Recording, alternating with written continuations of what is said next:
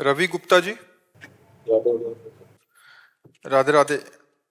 महर्षि, महर्षि, इनकी दादी 97 साल की हैं। उन्होंने एक प्रश्न लिया, वो आने में असमर्थ थे।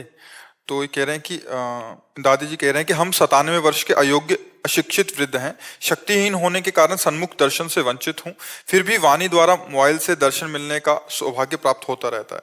हम 6 बजे उठ जाते हैं, 1 घंटा मंत्र जप के बाद जल पीकर आपका सत्संग सुनते हैं। दिन भर रात में मन स्थिर होने पर नाम जप होने लगता है, कहीं वाणी जी का द्वारा भी, श्वास के द्वारा भी चलता है। गुरुजी, मन की वृत्तियां एकाग्र नहीं रहती, ये प्यास कैसे जागृत हो? मन में अतीत की सारी बातें याद आती हैं, मन में इस उम्र में भी उलझने हैं। अब क्या है कि पूर्वाभ्यास जो है ना, उसको भजन के द्वारा नष्ट नहीं किया गया, तभी जीव का त्यों रखा हुआ है।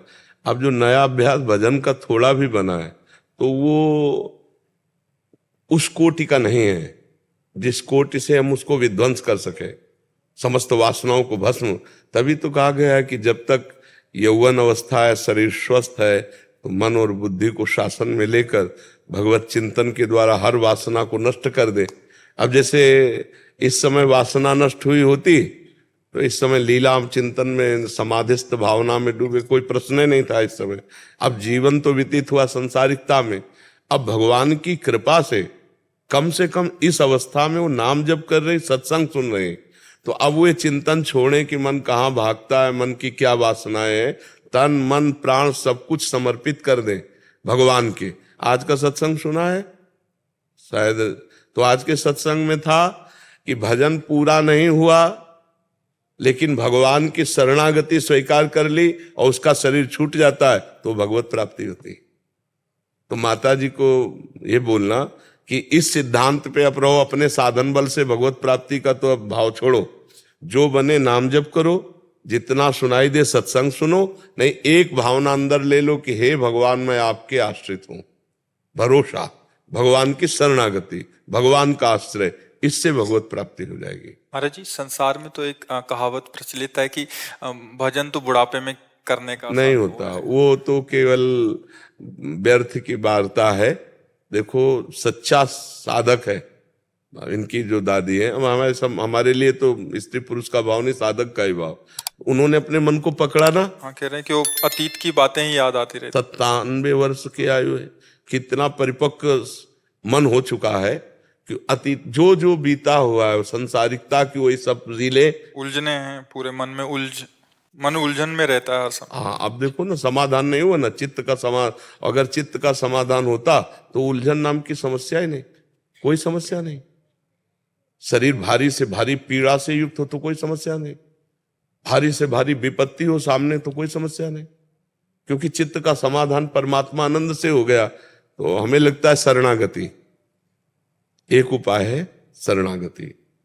जो सभीत आवा सरनाई, रखियो ताई प्राण की नाई, भगवान का वचन है।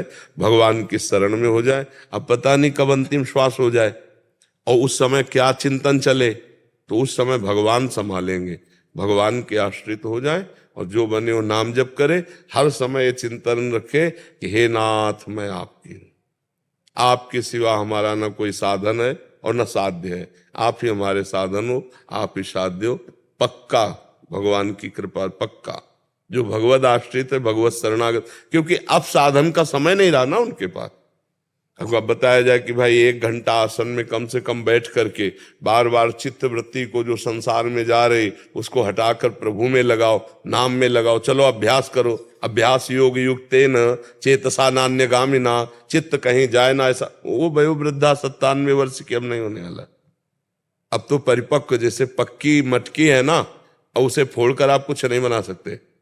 लेकिन जब तक आवे में नहीं तपी और कच्ची है तो आप फोड़ फोड़ कर जो चाहो बनाते जाओ। अब वो पक्का हो गया स्वभाव, 97 वर्ष की आयु, अब वो पूर्व का देखो कितनी परेशानियां मन दे रहा है कि अब केवल भगवत प्राप्ति की बात सोच ले, अब केवल निरंतर नाम जप की सोच ले, तो नहीं होगा। वो मन बार बार विक्षेप। इसीलिए प्रहलाद जी ने कहा है कुमार अवस्था से भजन करना चाहिए। ये जो लोग शिक्षा देते ना, अरे जवानी कहीं भजन के लिए, बुढ़ापे में भजन, बुढ़ापे में परपंच होता है भजन नहीं होता। ये तो कहो साधक प्रवृत्ति की है तो अपनी बात जान रहे हैं, नहीं बड़े बूढ़ों को देखो ना, बेटा बहू के पीछे पड़े रहेंगे, दरवाजे में बैठे बैठे बस कटु वचन बोलना, अरे सब बर्बाद कर देगा, अरे सब, मतलब वही प्रपंच भरा, भगवान की चर्चा, भागवत चर्चा, ये सब नहीं, ये सब बहुत दूरी हो जाती है।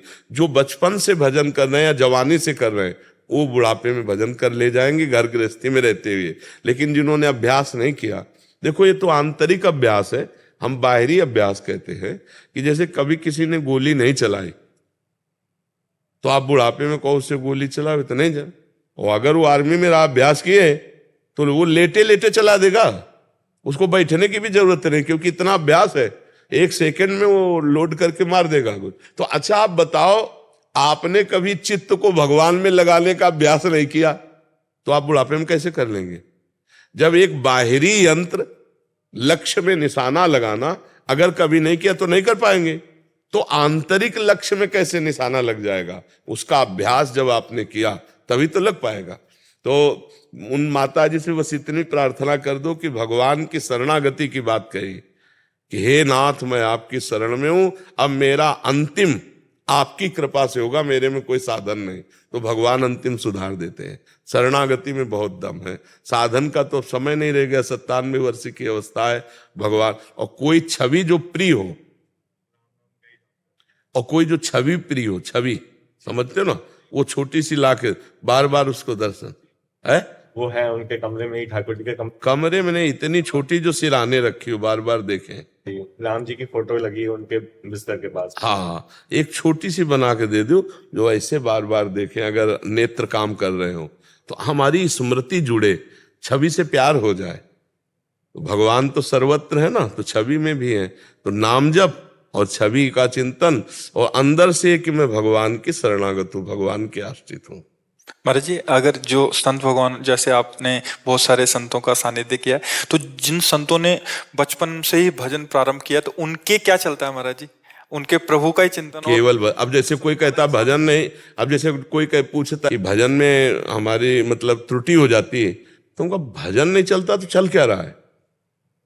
अब देखो, अपना कोई है नहीं, अपना कोई कर्तव्य नहीं, और अपने जान गए ब्रह्म सत्यम जगन मिथ्या, अब भजन कैसे छूट सकता है? और बचपन से अभ्यास किया, उठते बैठते चलते फिरते वही दिमाग में वही, जैसे एक संसारी आदमी के दिमाग में नहीं वही प्रपंच भरा होता है, ऐसे बचपन से अभ्यास किया तो दिमाग में केवल भजन, केवल दिमाग। और आई क्या, 1 सेकंड छूटो फट से वृत्ति, जैसे संसार में देखो 1 सेकंड चूक हुई तो वृत्ति चली जाती है ना, ऐसे अपने लोगों के 1 सेकंड चुप हुए फौरन हो गए। तो अभ्यास ऐसा। और अगर संतवेश भी है और जीवन में गृहस्थी का प्रयोग रहा और भजन का अभ्यास नहीं, तो उसमें अंतर मिलेगा। वो जब बैठेगा बातचीत होगी तो अंतर होगी। चित्त की वृत्ति का भगवदाकार होना ये बहुत कठिन बात होती है, और ये एक बार हो जाए तो फिर ये लौटती नहीं है। एक बार भगवदाकार वृत्ति हो गई तो फिर लौटती नहीं। तो जो भाग्यशाली जन है जवान से, इसीलिए जैसे वो जवान बच्चा कह रहा था आत्मज्ञान की बात, तो हम कहा पहले तो हम तुम्हें धन्यवाद देते कि इस अवस्था में आप परमार्थ की तरफ चल रहे, क्योंकि इस अवस्था में अगर चलने लगा तो अब ये स्वस्थ अवस्था है, शरीर स्वस्थ है, अब वो घसीटने लगेगा, मन को बार बार घसीट कर नाम में भगवान में लगाएगा। तो आगे चलकर करत करत अभ्यास के जड़मत होत सुजान, रस्सी आवत जाती सिल पर होत निशान, तो वो बहुत जल्दी अपने आप को संभाल पाएगा। भाई यौवन अवस्था में सब कुछ होते हुए और जब विषयों का त्याग किया वो त्यागी माना जाता है। हाँ, यौवन अवस्था में विषयों से चित्त को हटा के प्रभु में लगा दिया, अब उसकी वृद्धावस्था बड़ी मंगलमयी जाएगी। ऐसे गृहस्थ है, बड़े भजनानंदी गृहस्थ हैं, बहुत सुंदर गृहस्थ हैं कि जो भजन परायण संयम है, क्योंकि जवानी से उन्होंने भगवद आचरण किया, अब वृद्धावस्था में अपने भजन संयम में लगे। अब जवानी भर प्रपंच में बिताया तो वृद्धावस्था में कैसे भजन हो जाएगा? अभ्यास नहीं तो ये प्रपंच का चिंतन रहता है। पर चलो जैसे भी बने वैसे भाव कुभाव अनख आलस हो, नाम जपत मंगल दिश दश हो। भगवान का नाम जप करे तो सबका मंगल हो जाए।